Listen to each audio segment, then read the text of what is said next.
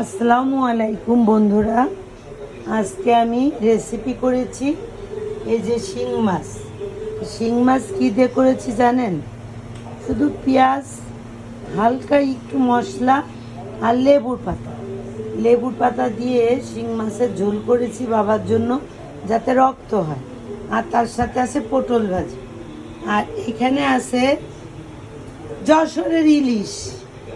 আপনারা সবাই বলবেন যে যশোরে আবার ইলিশ উৎপন্ন হয়। আমরা যশোরে সিলভার কাপ মাছকে বলি ইলিশ, যশোরে ইলিশ। এটা যশোরে বিখ্যাত। যশোরের ইলিশ বললে সবাই চেনে সিলভার কাপ মাছ।